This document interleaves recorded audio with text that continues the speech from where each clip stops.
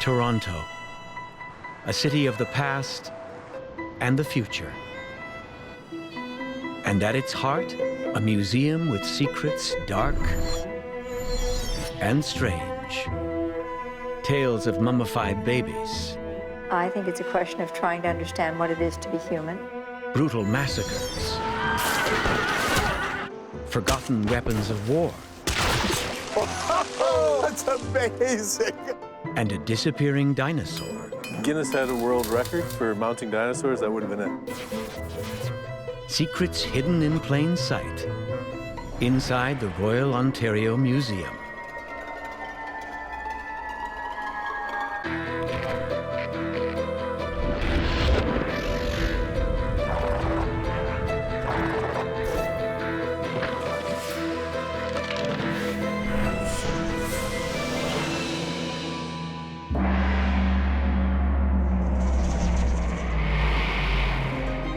It's an eye-popping Canadian landmark, a national treasure chest, and a place of mystery.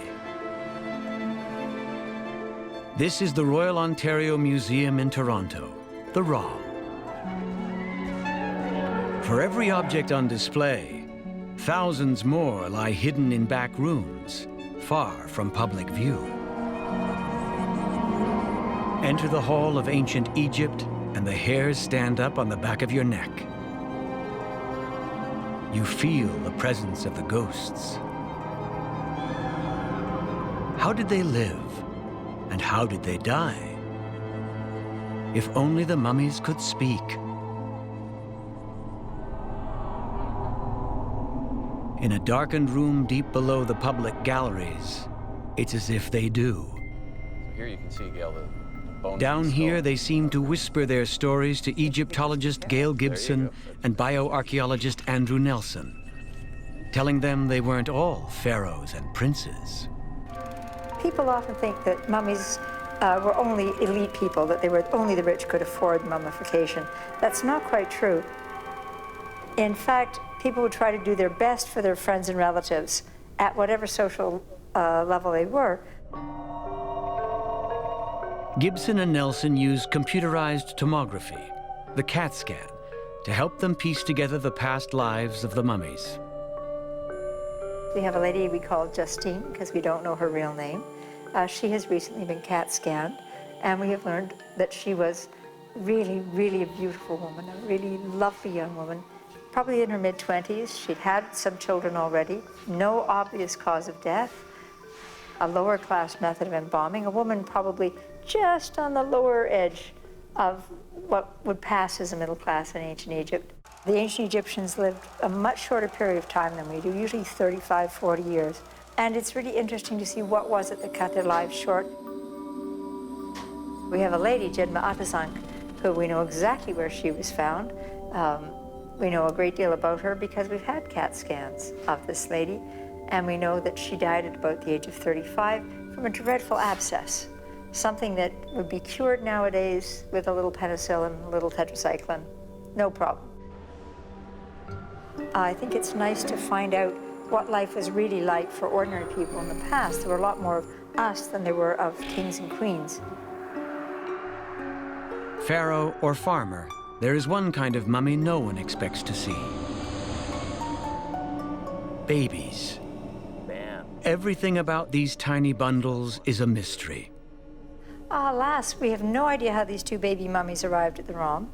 They could have been given to us by someone. They could have been found in somebody's basement. I suspect they came back as part of a cabinet of curiosities. People could bring them back almost as souvenirs in the 1820s, 30s, 40s, 50s. It was the thing to do. It was fashionable. My friend bought a mummy. I'll buy a mummy as well. It was a mummy craze. At its peak, more than a century ago, collectors would display newly acquired mummies in their homes and invite friends to ghoulish unwrapping parties. Today, archaeologists and Egyptologists show more respect when probing the secrets of the ancient dead, especially the mummies of children. I think we need to care because this is a human baby. I think it's a question of human sympathy. I think it's a question of trying to understand what it is to be human. These are us at another time period. Using the tools of modern forensic archaeology, Andrew and Gail hope to learn more about these children. The mummified remains of infant number 1 are in poor condition. Andrew suspects the tiny body was pulled apart during a grave robbery. My bet would be that that's a quick grab out of the tomb. Ah, astonishing. Infant number 2 appears to be in better shape. We can use the calcification of the teeth to establish the age of this individual. This one's about 9 months old. But Andrew sees something else on the scan, something strange that shouldn't be there. Do you see this? This is something long and rectangular that is not bone, all right? That does not belong there. And it goes right, it's been jammed into the thoracic cavity and right up into the cranial base. At first glance, it suggests the child met a violent end. Killing unwanted children was accepted practice in many ancient societies. But not in Egypt. The ancient Egyptians realized how vulnerable babies were, and they were most anxious to protect mothers and babies in any way they could. Their world was full of dangers. Ours is too, but we call those dangers germs and viruses and diseases. They call them evil spirits. They call them the evil eye. To protect children and mothers, ancient Egyptians carried amulets, charms against the forces of darkness. This is a strange character called Bess, and he's a very scary-looking little monster. But his job is to protect children and to protect mothers at the moment of childbirth. And so here we have the goddess Taweret. She has the belly of a pregnant woman, but the head of a hippopotamus, the arms and legs of a lion, the tail of a crocodile. She is ferocious and tough, and she will protect the mother and protect the babies to come. And for an ancient Egyptian, if your baby could have something like this in his cradle, or a mother could be wearing some of these around her neck, that gave them a little bit of extra confidence. Even after death, parents took steps to ensure the gods would protect their children.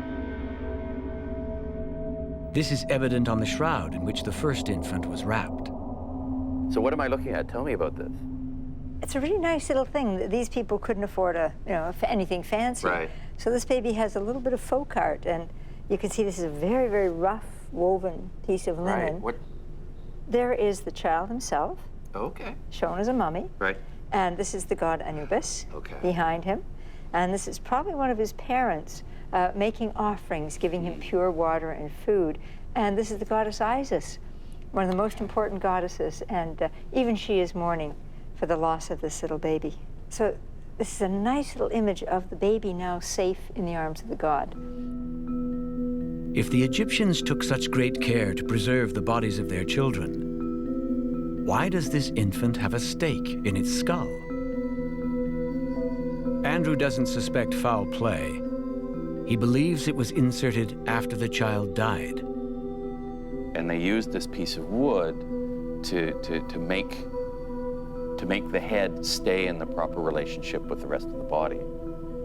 So that's really interesting to see that.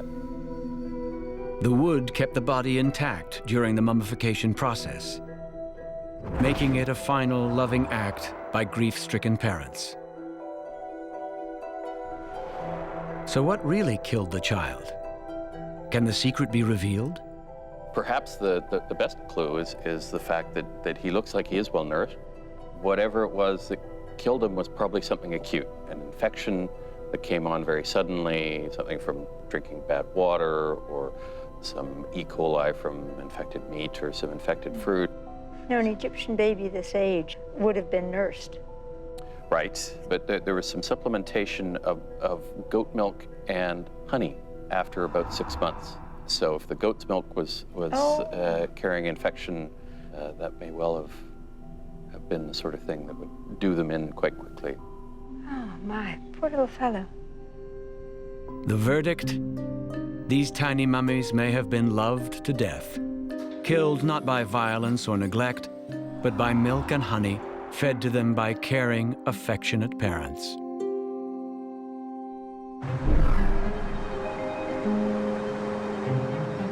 A museum's treasures seem all the more special when they're one of a kind. But hidden away at the Royal Ontario Museum are tens of thousands of treasures. Most of them are precisely measured and catalogued. But some objects and their purpose remain a secret. So these objects are one of the mysteries of archaeology of the Middle East in the medieval period. They're found in archaeological sites in Egypt, in Syria, and Iran from about the 12th to the 13th century. Experts at the world's greatest museums don't know what to make of the mystery objects. They're another museum secret. This was not just an ordinary vessel. It was made for some enigmatic purpose that we just do not really know at this moment. Rob Mason hopes to find out once and for all. Now, to do that, it would be inappropriate to go messing around with an 800-year-old artifact like this. So what we've done is made replicas of them. There are two hypotheses we can test. One, it was used as the base of a water pipe, a nargila, used for smoking probably hashish at the time. It's a theory to be tested not at the museum, but here at the Hot Box Cafe and Rocherama. First, let's find out, or be reminded, how a water pipe is supposed to work. And essentially, you would just light the bowl and then choke from the hose at the same time. By choke, you mean inhale, right?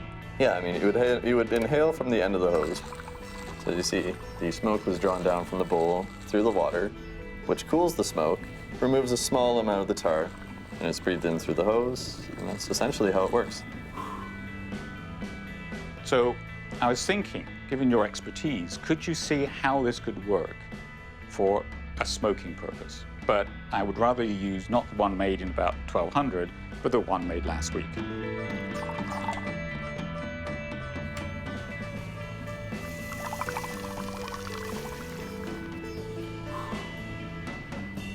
So is it an ancient bong?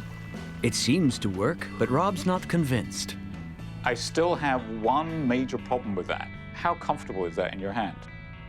Not terribly, it's a little bit heavy. It's rather heavy, isn't it? Yeah. But when we see these illustrated, they were having relatively light vessels like this. So if you can have a light vessel, why would you have such a heavy vessel? And so I think there's possibly a more likely hypothesis, which I'd now like to test. This test needs plenty of open space because Rob thinks the objects are designed to explode. One of the interesting things about these is when we find them, they tend to be whole or really broken. This looks like the impact came from the inside. There's no doubt that in the 12th and 13th century, they knew of the component materials of black powder, of gunpowder. And really, there's no reason to assume it was not known in the Middle East.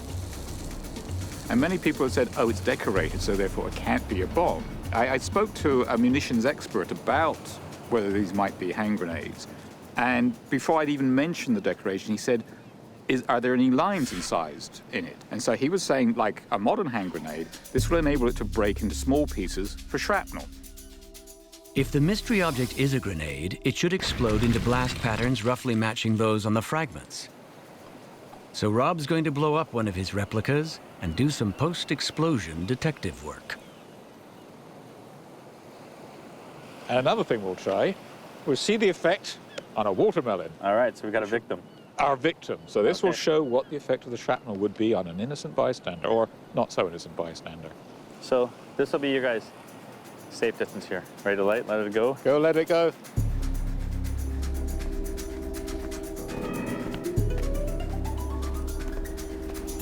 Okay, lighting. Lighting.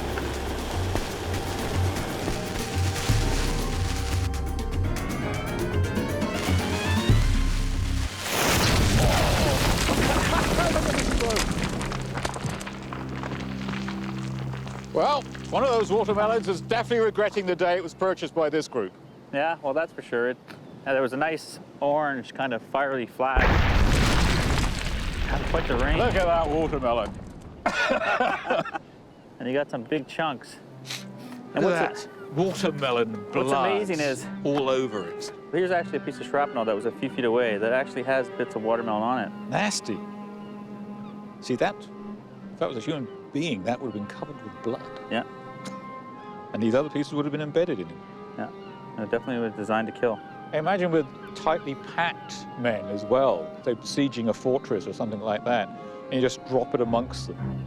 And that explosion in tightly packed men must have been completely devastating. Oh, yeah. I'd have to say this experiment's actually been really quite conclusive. If you look at the ones we blew up, you can see how the pressures come from inside and spalled outwards. And when we look at the old one, this one which has been broken apart, you can see it's broken outwards. So this was a bomb. The mystery is solved, the secret revealed, with a satisfying bang.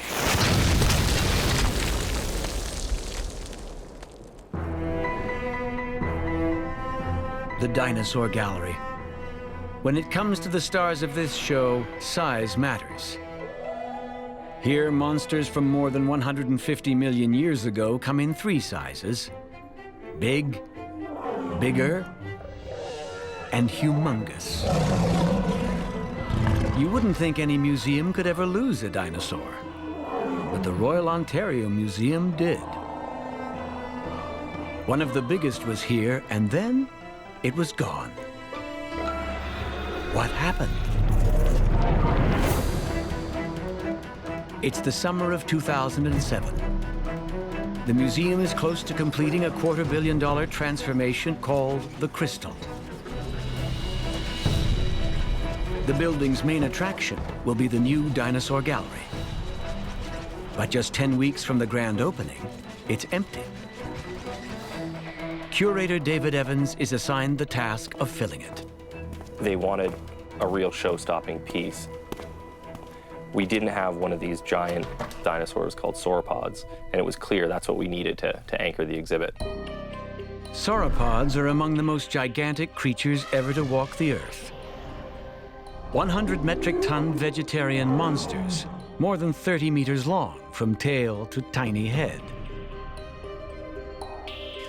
150 million years ago, they roamed what is now Western North America.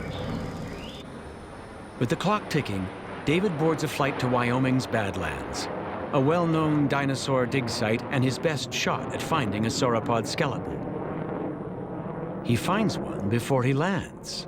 I happened to pick up a very recent publication by renowned sauropod expert Jack McIntosh. A few pages in, David's jaw drops. McIntosh describes an almost complete sauropod skeleton that was given to the ROM in 1962. There's even a specimen number, ROM 3670. And as soon as I realized that, as soon as I saw that number, so I just wanted to turn the plane around right there. David rushes back to the museum. Could it be true? Could there really have been a sauropod here all this time? I started pulling an end of an arm bone out of a drawer 30 feet away, another end of an arm bone, and realized, hey, these are both from the same side, they're both from the same bone, you know, maybe they go together. And sure enough, I put the two together and they fit perfectly, like a jigsaw puzzle. And over the course of about an hour, I had assembled over half the major limb bones. At that point, I was getting pretty excited. David suspects this is the skeleton of the sauropod Diplodocus. It's a huge find. The bones, in the museum for more than 40 years, were scattered during various moves of the ROM's collections. Will these pieces fit together into a complete skeleton? And if they do, will they go together in time? It's a job for Peter May and his display team. He's racing the clock. The new galleries will open in just 8 weeks. When we picked the fossil material up at the ROM, it was in probably 10 drawers, and I'd say 2,500 pieces.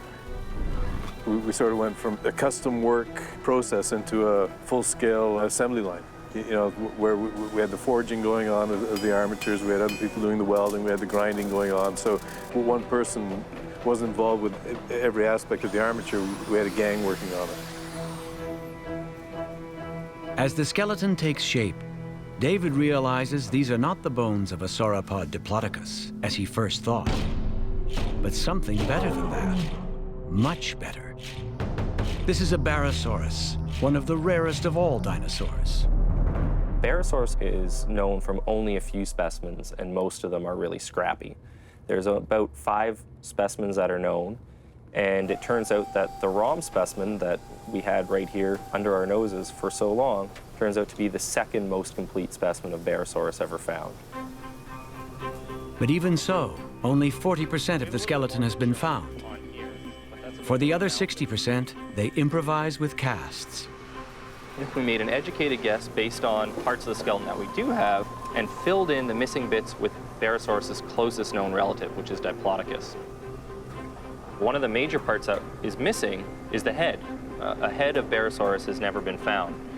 And so on our mounted skeleton, we have a Diplodocus skull as a stand-in for the unknown skull of Barosaurus. David now has a crucial decision to make.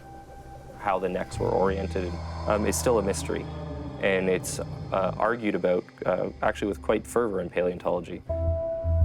Elsewhere, at other museums, the Barosaurus is posed with its head held dramatically high. But David suspects that even the mightiest dinosaur heart couldn't pump blood 10 meters straight up.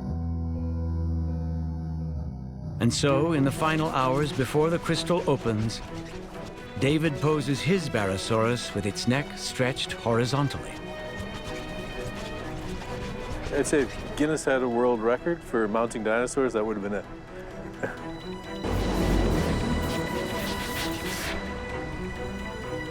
The new gallery draws one of the biggest crowds in the museum's history, with the magnificent Barosaurus at the center of it all.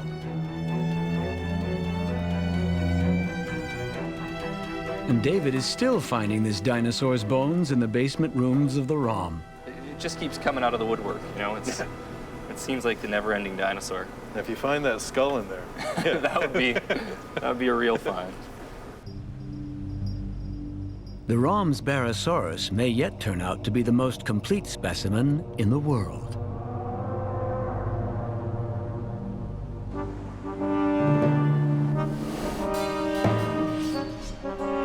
The medieval galleries of the Royal Ontario Museum in Toronto bristle with weapons of war. Objects both beautiful and deadly. In the Middle Ages, the weapon you brought to battle could mean the difference between glorious victory or bloody defeat.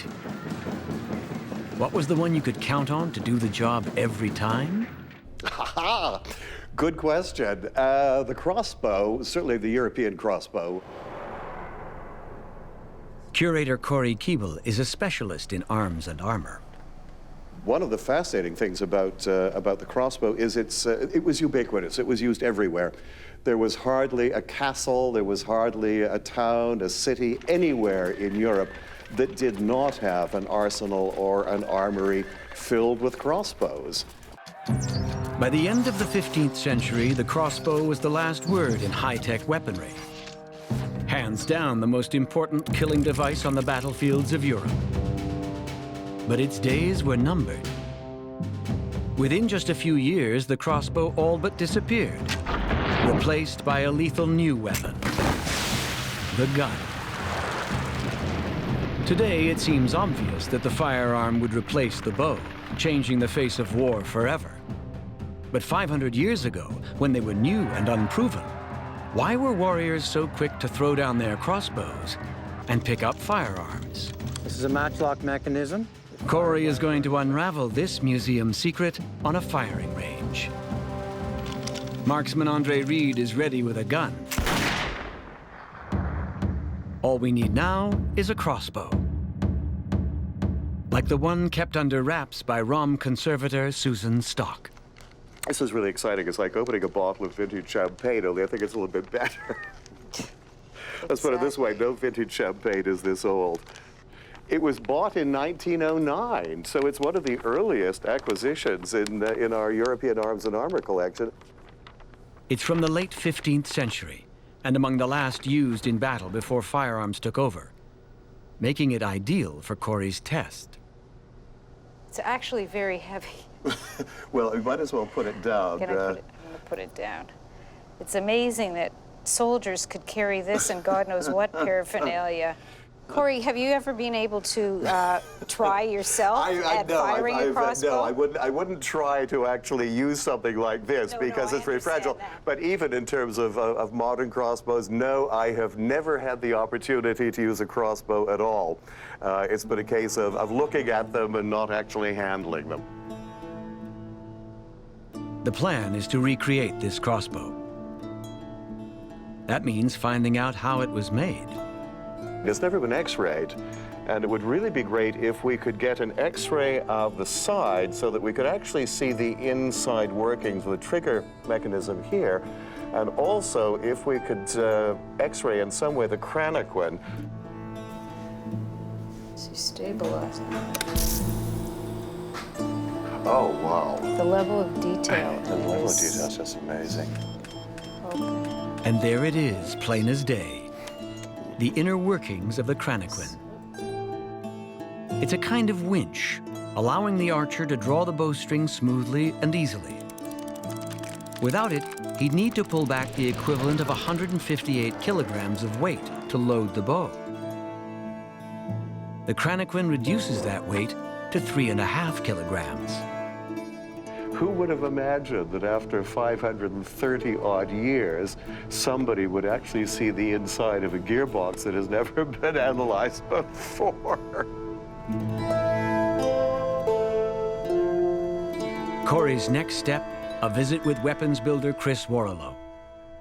This is the only way, practically, that you can get any kind of comparison with the actual power of a real crossbow. It's as simple as that. I am looking forward to this project because I have never built a crossbow that is as powerful as this one will be. Oh, really? So I'm looking forward to the challenge. The real principle is to follow the basic methodology, as it were, the actual spanning of the bow, the functioning of the bow, and if we make a few adjustments in terms of the third millennium, then we shouldn't be doing too badly. It's the principle of the thing, as they say. Exactly. Okay, exactly. Great.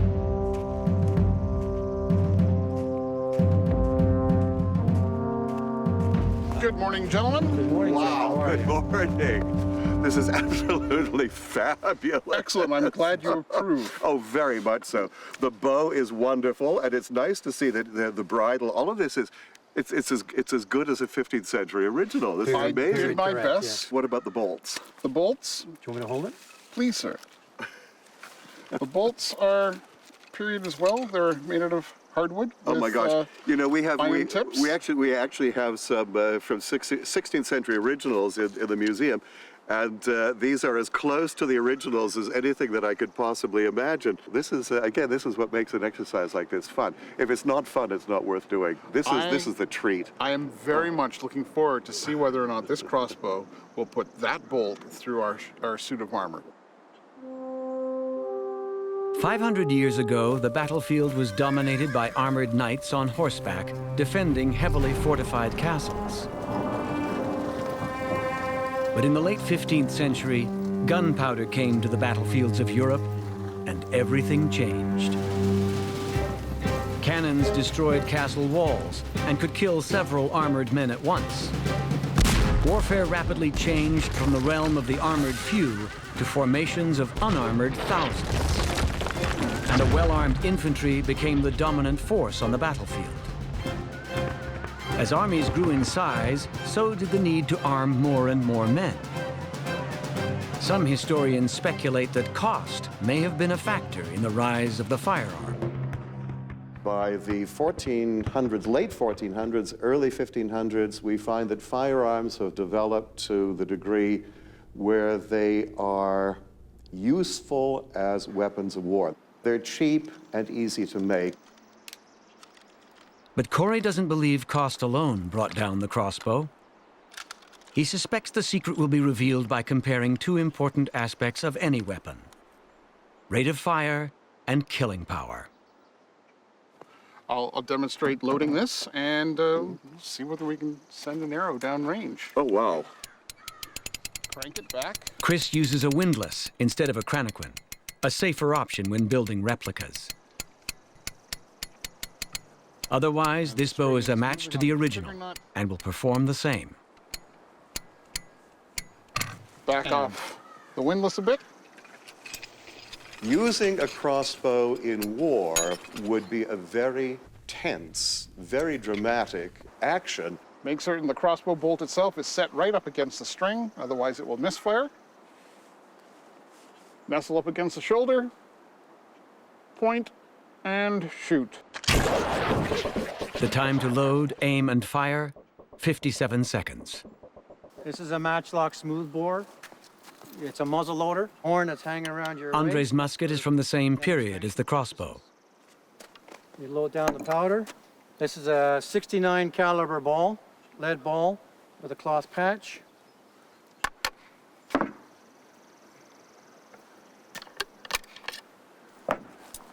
drive the ball home. Use a priming powder to load the pan. Close the safety. Now you introduce the ignition source. In battle would have you scared out of your wits. How fast could you load without panicking and running for your life? Open the safety, and we're ready to go.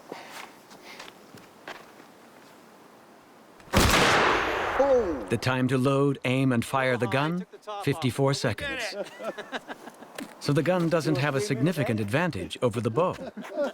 Our windlass here. Next, a test of firepower against armor.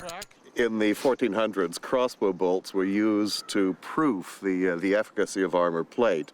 So that in the 1400s, if you were wearing a complete harness and plate, you might actually emerge from a battle unscathed. Oh, amazing.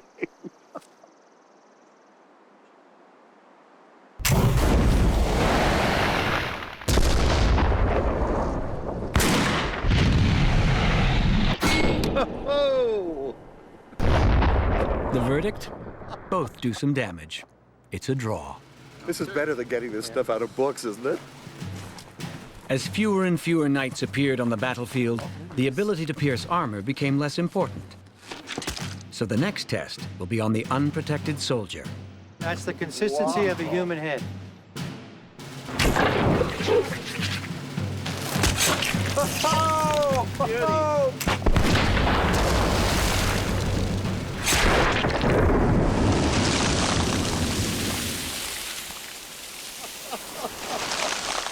Unbelievable, absolutely fantastic. While the gun does the most damage, both it and the crossbow are lethal to the unprotected. So if it wasn't killing power, some other factor must have dealt the final blow to the crossbow. The answer lies in the soldiers themselves. Like a recruit of the 15th century, Corey Keeble is not a trained warrior. Well, yes, I think we hit the shed. Yes. What a wonderful feeling. Just reach around and... He misses with the crossbow, but with the firearm, There's one melon that's not going to live to sell the day, right? Thank you so much. One melon that's not going to lose the day, right? Well, what I found absolutely fascinating was it is often said that you could just take any schmuck and train him to use a musket. and that's why the gun became the weapon of choice. Well, The schmuck factor could make killers out of anybody.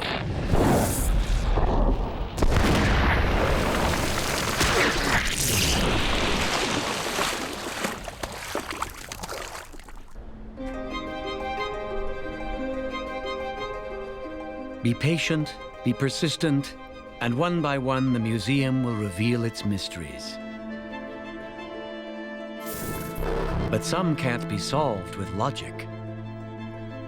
Like the mystery of the Sioux headdress. Now, the difficulty with this headdress and its case is that it has an X number, which tells me that all documentation, if there was any, has been lost. The dreaded X number. That means no provenance, no rational way of telling its real story. All curator Arnie Brownstone knows for sure is that it's a Sioux headdress from the late 19th century. But he wants to know if it belonged to the greatest Sioux chief of them all, the warrior Sitting Bull. In 1875, he led the Sioux and Cheyenne from their reservations to battle settlers who were moving in growing numbers into their sacred lands in the Black Hills. The Army sent Colonel George Custer and the 7th Cavalry to force Sitting Bull and his people to return to their reservations. On June 25, 1876, Custer led his men in an attack on the Sioux. The Sioux warriors overwhelmed the cavalry with a hail of gunfire and arrows. In less than an hour, Custer and all of his men were killed. The only survivor was one of the cavalry's horses. A shocked nation demanded retribution. Now a wanted man, Sitting Bull led his people north to safety in Canada. They had a connection with Canada dating back to 1812 when they fought with the Canadians against the Americans. They were told that if they were ever in need of help from the Crown, that they would have it. The U.S. demanded their return, and Canada compromised. Sitting Bull could stay, but there'd be no food or other support for him and his people. The government's policy would be to starve them out. James Walsh of the Northwest Mounted Police, sent to watch over the Sioux, became a friend of Sitting Bull. Major Walsh kind of understood that, Sitting Bull wasn't the kind of beast that they were portraying him as in America. So he kind of got to understand him, got to know him. So he really did his best to try to keep him in Canada. But Walsh didn't succeed. Sitting Bull had no choice but to lead his starving people back to their reservations in the United States. Before leaving, he gave his friend Walsh his most precious possession, his headdress. But was it this headdress? Nobody knows for sure. Arnie is going to try something different, hoping to get closer to revealing the secret, with help from Ernie LaPointe, Sitting Bull's last living descendant. I think that his genes or his DNA or whatever you want to say is in me.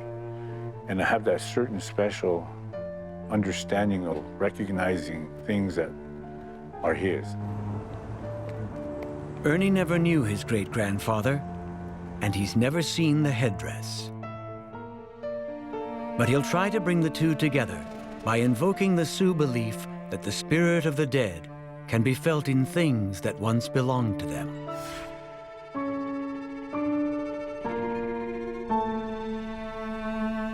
Hi.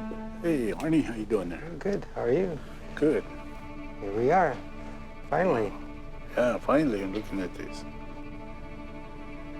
I run my hand over it real slowly, and I can feel the energy come out of it. If it doesn't belong to my grandfather, I don't feel nothing. It's like just nothing. And when I ran my hand over this headdress, I could feel the heat. You can feel the energy. You can? I can, yeah. Yeah. You don't have to touch it, it's just about that far. You can just feel it's really warm. Oh. You feel the hand there. Yeah. It emits this heat. And it really is an honor to see this and feel it, because it really was on his head one time. Yeah. I could feel it, I was telling you. How he perceives that headdress through his sight, how he perceives the whole context of our museum and the way that we are treating these objects, all of these things may have come together and given him a complete sense that, gut feeling that this object is what it's reputed to be. Maybe Major Walsh would have wanted it preserved like this, you know, because it was a gift from a friend. And maybe they're friends in the spirit world yet, you know. Who knows? Maybe. Yeah. Maybe Sitting Bull welcomed him in the spirit world. Well.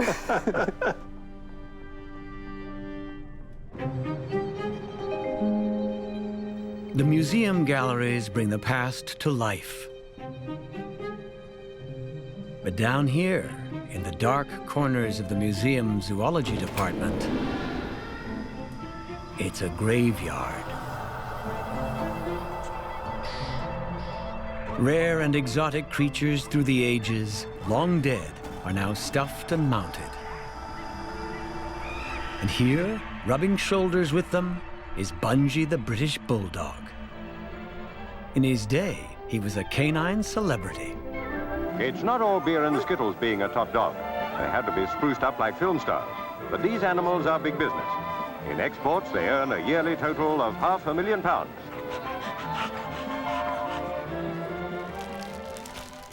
Curator Mark Engstrom knows Bungie well. He may have been the most famous dog, period, in the 1930s. He'd won all the champions. He'd won a large show in England where there were 4,000 other bulldogs competing against him. He was the champion of show. The champ came to Canada in the summer of 1936 to compete in a Toronto dog show. Big mistake. Unfortunately, there was a heat wave in Toronto one evening, and Bungie died of heat stroke despite heroic efforts to try to save him. A champion bulldog, symbol of tenacity and strength, done in by a hot summer's day. How could this be? It's a museum secret. But there are clues in the turbulent history of the breed. The bulldog of the 1800s was taller, with a longer face. They got the name because they were originally bred to bait bulls. Butchers believed bulls produced more tender meat if they were frightened when slaughtered. So bull baiting became a blood sport. Bulldogs were bred for short legs, so a bull couldn't pick it up and throw it. And a short upper jaw so the dogs could clamp onto the bull's snout and bring them down through suffocation. When bull baiting was outlawed, aggressive bulldogs made way for more cuddly creatures.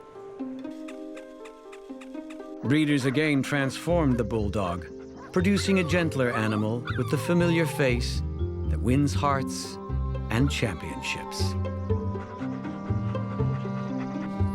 But for Bungie, the breeder's art had a deadly downside. One that's even deadlier for the bulldogs of today, like breeder Manny Zavoli's pride and joy, Huevos. To show how much the breed has changed, Mark compares Bungie with the bulldog of today. There are a lot of similarities, but this is quite a bit of difference here between this. I already see a few little differences. In the last 70 years, actually the face in your dog's been rotated up a bit because the face is a bit shorter, and so the nostrils are actually pointing up a little bit more relative to this dog. Why do you think the dog can change so much in 70 years? Through intense selective breeding, it's like natural selection, but it's called artificial selection. Well, I don't think nature plays a role at all. It's interesting because the traits that you see in specific breeds are really wholly an artificial construct produced by humans. Bulldogs are notorious for their bad health. Skin problems, eye problems, poor digestion, weak hips, and short lives. Most don't make it past the age of 8. They've been bred for looks rather than for a working purpose. They do look a lot cuter, but again, we sacrificed some of their health in order to achieve that. It's the bulldog's distinctive pushed-in face that poses the greatest threat. Over the decades, the face has become flatter, leaving the dog with a short airway. On hot days, the air they breathe has less time to cool, making them susceptible to overheating, heat stroke, and death. So a Toronto heat wave was all it took to bring down the curtain on Bungie, the British Bulldog. But things are looking better for the bulldogs of tomorrow. The American Kennel Club has been very interested in our collection because they can actually monitor the changes that have occurred in dog breeds over time. In the case of the Bulldog, which has been bred to the point where it's almost an impractical dog, they actually are now interested in bringing it back to a more, its past form when it was actually a healthier dog to begin with.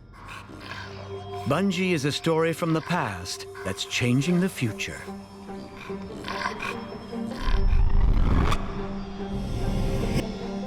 Many more wonders lie here in these halls and galleries, asking us to see beyond the glass, challenging us to take a second, closer look. And if we're patient, or just lucky, discover another extraordinary museum secret.